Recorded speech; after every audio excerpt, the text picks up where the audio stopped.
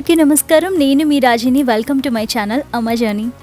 ఏంటి రాజీ వీడియో బిగినింగ్‌లో కొన్ని లొకేషన్స్ చూపించింది అనుకుంటున్నారా? చెప్పేస్తాను. ఇప్పుడు వాటి దగ్గరికే వస్తున్నాను. ఏం లేదండి, సమ్మర్ అయిపోయింది, వింటర్ వచ్చేస్తుంది అండ్ ఆటమ్ ఆల్రెడీ స్టార్ట్ అయిపోయింది. మెల్లమెల్లగా మాకు చెట్లు కలర్లు మారుతున్నాయి. వెదర్ అయితే చాలా హారబుల్గా ఉంది. సో కంప్లీట్గా వెదర్ అంతా డల్ అయిపోయే లోపల ఇంకా నాకు బాగా ఇష్టమైన ప్లేస్ అని కూడా తిరిగేద్దామని చెప్పి వెళ్తున్నాము. సో ఇక్కడ నేను తీసుకువెళ్ళేది ఈరోజు ఎక్కడికి అంటే పిట్స్బర్గ్లో దగ్గరలో ఉన్న ఒక 2 లొకేషన్స్ తీసుకెళ్తున్నాను. ఒకటైతే టెంపుల్ అందరికీ తెలిసే ఉండొచ్చు, ఎస్వి టెంపుల్, శ్రీ వెంకటేశ్వర స్వామి టెంపుల్. దాని చరిత్ర చాలా ఉంది. ఇది 1973లో కట్టారు. సో దీని గురించి నేను ప్రత్యేకంగా చెప్పనవసరం లేదు. మనకు ఇండియాలో తిరుమల ఎలాగో పిట్స్బర్గ్ అంటే యుఎస్ఏలో వెంకటేశ్వర స్వామిని చిన్న తిరుమల అంటారనమాట. సో ఇంకొక ప్లేస్ వచ్చి cucumber water falls.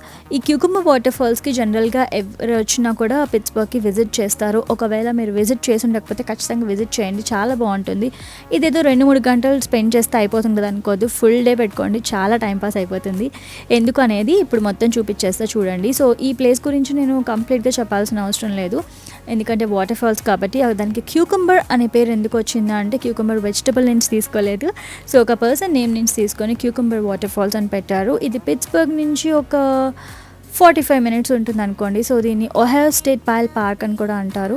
So kind of పార్క్లా ఉంటుంది. అలా లోపలికి వెళ్తే సినిమాటిక్ స్టైల్లో మనకు అక్కడ వాటర్ ఫాల్స్ అనేవి కనిపించేస్తే చాలా బాగుంటుంది. అండ్ స్టార్టింగ్ సమ్మర్లో కానీ లేదంటే కరెక్ట్గా స్ప్రింగ్ ఎండింగ్లో కానీ వెళ్తే మీకు వాటర్ ఫ్లో చాలా బాగా కనిపిస్తుంది. ఇక్కడ మేము ఆల్మోస్ట్ సమ్మర్ ఎండ్ అయిపోయిన తర్వాత వెళ్ళాం కాబట్టి వాటర్ ఫ్లో కొంచెం తగ్గింది. జనరల్గా అయితే అక్కడ మనం అసలు నడవడానికి కూడా ఉండదు, అంత బాగా వాటర్ ఫ్లో ఉంటుంది. బట్ ఇక్కడికి వచ్చిన వాళ్ళు ఈ ఒక్క లొకేషన్ అని చెప్పి చూసుకొని వెళ్ళిపోతూ ఉంటారు. కాదండి, దీన్ని నడుచుకొని వెళ్తే అంటే ఇక్కడ మనకు వాకింగ్ ఉంటుంది, హైకింగ్ ఉంటుంది, సో ట్రైల్స్ ఉంటాయి, అలాగే న్యాచురల్ వాటర్ స్లైడ్స్ కూడా ఉంటాయి. చాలా ఇంట్రెస్టింగ్గా ఉంది కదా. మేము ఇక్కడ నడిచి వెళ్ళాము. ఫస్ట్ టైం మేము 2018లో వెళ్ళినప్పుడైతే ఇక్కడ వాటర్ ఫుల్గా ఉండింది. అసలు వాకింగ్కి అనే అసలు ఆప్షనే లేదనమాట, ఎందుకంటే చైల్డ్ కూడా చాలా చిన్న బాబు అండ్ అంత నడవడానికి కూడా అక్కడ వాటర్ ఎక్కువ ఉండడంతో మేము అంతకించి ముందు వెళ్ళలేదు. కానీ ఈసారి వాటర్ తక్కువ ఉండడంతో ముందుకు నడుచుకొని వెళ్ళాం. ఎంత బ్యూటిఫుల్గా ఉందంటే అంత బ్యూటిఫుల్గా ఉంది. అండ్ ఇక్కడ నుంచి కొంచెం హైకింగ్ చేసే వాళ్ళు చేస్తారు అండ్ ట్రయల్స్కి వెళ్ళే వాళ్ళు వెళ్తారు. సో ఇక్కడ నుంచి ట్రయల్కి వెళ్తే కనుక అక్కడ మనకు న్యాచురల్ వాటర్ స్లైడ్స్ ఉంటాయి. Exactly you heard it right. Slides అంటే మీరు న్యాచురల్గా వాటర్లో స్లైడ్ చేయొచ్చు, జారుడు బండిలా జారచ్చు అనమాట. అఫ్కోర్స్ కానీ నాకు అంత ధైర్యం లేదు, ఎందుకంటే ఫిజికల్గా బాగా ఫిట్గా ఉండాలి. స్టోన్స్ ఎక్కువ ఉన్నాయి కాబట్టి కొంచెం బ్యాక్కి తగిలే ఛాన్సెస్ ఉన్నాయి. సో అవి నేను జస్ట్ చూస్తూ ఎంజాయ్ చేశాను. సో ఒకవేళ మీలో ఎవరైనా మంచి అడ్వెంచరస్ పర్సన్ ఉంటే కనుక ఖచ్చితంగా ఈ లొకేషన్ని విజిట్ చేయండి. అంతేకాదు ఇక్కడ నుంచి రిటర్న్ వెళ్ళేటప్పుడు మనకు ఫాలింగ్ వాటర్ అనే ఒక లొకేషన్ కనిపిస్తుంది. అది ఇక్కడ నుంచి ఒక 15 మినిట్స్ రిటర్న్ వెళ్ళేటప్పుడు కనిపిస్తుంది. అది చాలా అంటే చాలా బాగుంటుంది. ఒక బిల్డింగ్ లోపల నుంచి మనము వాటర్ ఫాల్స్ని ఫ్లో అయ్యేటప్పుడు ఆ వాటర్ ఫాల్స్ని చూడొచ్చు అనమాట. చాలా బాగుంటుంది. అన్ఫార్చునేట్లీ ఈసారి కూడా మేము మిస్ అయ్యాం, ఎందుకంటే majority of the time water ఫాల్స్లోనే స్పెండ్ చేస్తాం కాబట్టి రిటర్న్ వెళ్ళేటప్పటికి బాగా చీకటి పడిపోతుంటుంది. సో ఒకవేళ మీరు ఎవరైనా ఇంకా పిట్స్బర్గ్కి ప్లాన్ చేస్తున్నారు రావడానికి అంటే కనుక ఖచ్చితంగా ఈ ప్లేసెస్ చూడండి. ఇందాక నేను చెప్పినట్టు కొంచెం అలా నడుచుకుంటూ వస్తే ఆ లోపల నుంచి ఇలా మొత్తం వాటర్ అంతా కనిపిస్తుంది. అదిగోండి ఇక్కడ అంతా స్టోన్స్ ఉన్నాయి కదా అక్కడ అలాగా. సో ఇది ఎంత బాగుందంటే నాకు కైండ్ ఆఫ్ మన వనభోజనాలు కనిపిస్తాయి కదా అలా కనిపించేసింది. ముందైతే కనుక అసలు ఇలా లేదు, వాటర్ ఫ్లో ఎక్కువ ఉండడం వల్ల అసలు రాళ్ళ మీద నడవడానికి కూడా ఛాన్స్ లేదు. ఈసారి కొంచెం బాగా నడుచుకొని వెళ్ళాం, ఎందుకంటే జస్ట్ పాదాలు తడిచిన తప్పితే వాటర్ మోకాల వరకు కూడా రాలేదు. అండ్ ఇక్కడ కూడా జస్ట్ మోకాల వరకే వచ్చాయి వాటర్. అండ్ చాలా అంటే చాలా హ్యాపీగా పీస్ఫుల్గా ఎంత ప్రశాంతంగా బాగుండింది అంటే, అండ్ వెళ్ళిన టైం కూడా కొంచెం సనీ టైంగా వెళ్ళాం కాబట్టి చాలా బాగుండింది. సో మార్నింగ్ 11 నుంచి ఈవినింగ్ 5 వరకు అయితే this is a very good place అని చెప్పగలను, ఎందుకంటే మనం వాటర్లో బాగా ఎంజాయ్ చేయొచ్చు. అండ్ ఇవి న్యాచురల్ వాటర్ స్లైడ్స్ ఇందాక నేను చెప్పినట్టు. సో ఇలా జారుకుంటూ వెళ్ళొచ్చు. ఇవన్నీ చూస్తూ ఉంటే అబ్బా నేచర్ ఎంత హ్యాపీగా ఉంటుంది, ఎంత పీస్ఫుల్గా ఉంటుంది, ఎంత బాగా ఎంజాయ్ చేయొచ్చు అని అనిపిస్తూ ఉంటుంది. సో జనరల్గా మనందరం కూడా స్ట్రెస్ లెవెల్స్ మనందరికీ ఎక్కువైపోయి ఈ మధ్య ఎక్కువ టెన్షన్స్ పెట్టుకోవడం కానీ, హెల్త్ ప్రాబ్లమ్స్ తెచ్చుకోవడం కానీ, కొన్ని అవసరమైనవి కొన్ని అనవసరమైన వాటికి కూడా ఎక్కువ ఆలోచిస్తూ ఉంటున్నాము. సో దాని గురించి ఈ వీడియోలో చెప్దాం అనుకుంటున్నాను, ఎందుకంటే చాలామంది రిక్వెస్ట్ చేశారు. నేను కపుల్ ఆఫ్ పోస్ట్ కూడా చేశాను ఇన్స్టాగ్రామ్లో. బట్ నా వాయిస్తో నేను చెప్పాలనుకున్నది కరెక్ట్గా కన్వే చేస్తే అందరికీ అర్థమవుతుంది, అట్లీస్ట్ కొందరికైనా హెల్ప్ అవుతుంది అనే ఉద్దేశంతో నాకు తెలిసినవి కొన్ని చెప్తున్నాను. స్ట్రెస్ మేనేజ్మెంట్ అసలు ఏంటి అంటే స్ట్రెస్ని ఎలా మేనేజ్ చేసుకోవాలి అని. అసలు స్ట్రెస్ ఎందుకు వస్తుంది అంటే నాకు తెలిసి చాలా రీజన్స్ ఉన్నాయి, కానీ మెజారిటీ ఆఫ్ ద రీజన్స్ ఏంటి అంటే ఒకటి family, 2 financial problems, 3 health issues and ఇంకొకటి kids child related problems. So family related ప్రాబ్లమ్స్ని జనరల్గా మనము వాటిని ఇంటి వరకే పెట్టుకోవాలి, బయటకు తీసుకెళ్తే మనకు ఎలాంటి సొల్యూషన్ కూడా రాదు. సో అసలు రూట్ కాజ్ ఏంటి అనేది ఆలోచించండి. మీరు వెదర్ వైఫ్ అండ్ హస్బెండ్ ప్రాబ్లమా అయితే ఒకరికొకరు కూర్చొని మాట్లాడుకోండి. ఎందుకు అంటే ఏదైనా సరే మాట్లాడుకుంటే తప్పితే మనకు సాల్వ్ అవ్వదు. అది ఎవరో థర్డ్ పర్సన్ తీసుకొచ్చి మీ ప్రాబ్లమ్స్ వాళ్ళకి సగం అర్థమవుతాయి, సగం అర్థం కావు. As a wife and husband మీ ఇద్దరు కూర్చొని మాట్లాడితే మీ ఇద్దరి మధ్యలో ఉన్న ప్రాబ్లమ్స్ పోతాయి. ఎప్పుడు మనసులో పెట్టుకుంటే ఎలాంటి ప్రాబ్లమ్స్ అయినా ఎప్పటికీ పోవు. అలా అని చెప్పి గట్టిగా అరుస్తూ మాట్లాడితే ఎదుటి వాళ్ళకి ఎంత ఓపిక ఉన్నా కూడా ఓపిక అనేది పోతుంది. ప్రతి ఒక్కరిలో ఏదో ఒక నెగిటివిటీ ఉంటుంది, అది చాలా కామన్. ఒకవేళ ఆ నెగిటివ్ పాయింట్ అనేది లేకపోతే మనం మనుషులం కాదు, మనం రుచులు దేవుళ్ళు అవుతాం. సో ఒక చిన్న నెగిటివ్ పాయింట్ని పట్టుకొని కంపారిజన్స్ చేస్తూ నువ్వు సరిగ్గా లేవు, నేను సరిగ్గా ఉన్నాను, ఎదుటి వాళ్ళు సరిగ్గా లేన్నారు, నువ్వెందుకు ఇలా ఉన్నావు అనే ఈ కంపారిజన్స్ వల్ల ఏమవుతుందంటే వాళ్ళ ఇద్దరి మధ్యలో, వైఫ్ అండ్ హస్బెండ్ మధ్యలో చాలా ప్రాబ్లమ్స్ వస్తాయి.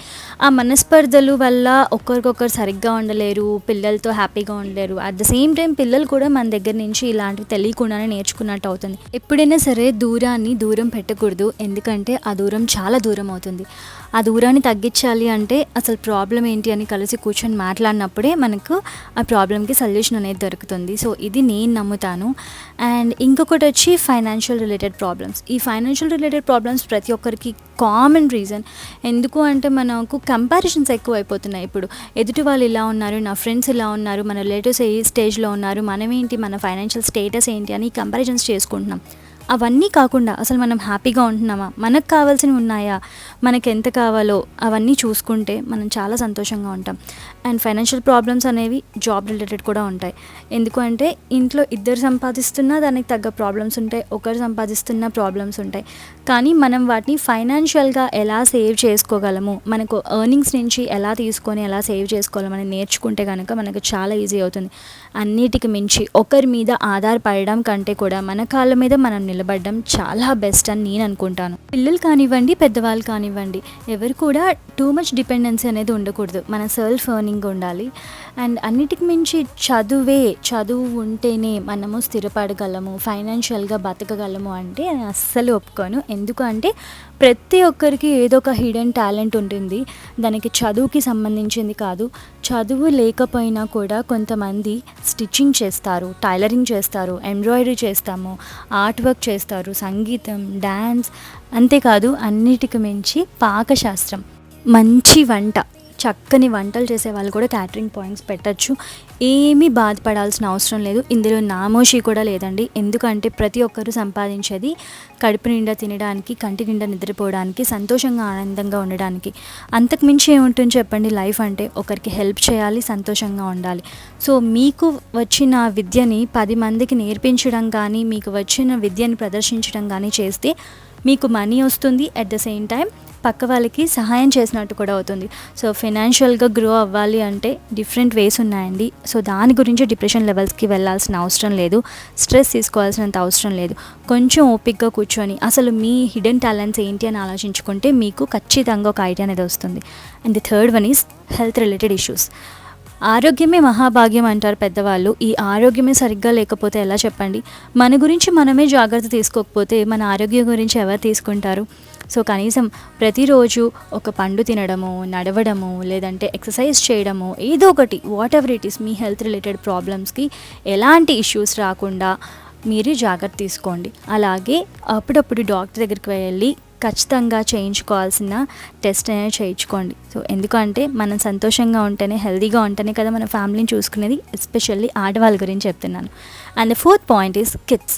పిల్లలు, అసలు పిల్లల గురించి స్ట్రెస్ తీసుకోవాల్సిన అవసరమే లేదండి, ఎస్పెషల్లీ స్కూల్ గోయింగ్ కిడ్స్. ఎందుకంటే బిహేవియర్ గురించి చెప్తున్నాను. ఇక్కడ చాలామంది కామన్గా చెప్తుంటారు, మా పిల్లల బిహేవియర్ సరిగ్గా లేదండి, మేము చాలా స్ట్రెస్ అవుతున్నాము, యాంగ్జైటీ ఎక్కువ అవుతుంది, డిప్రెషన్స్ లెవెల్స్కి వెళ్తున్నారు అని. సో అందరికీ ఒకటే చెప్తాను, పిల్లల బిహేవియర్ అనేది మనం మార్చే కొద్దీ అలవాటు అవుతుందండి వాళ్ళకి. అట్ ద సేమ్ టైం వాళ్ళు ఇవన్నీ ఎక్స్పెరిమెంటల్ స్టేజ్లో ఉంటారు. అంటే మనం ఏదైతే పిల్లలకి నేర్పిస్తామో కనీసం దానిలో 60-70% వాళ్ళు నేర్చుకుంటారు.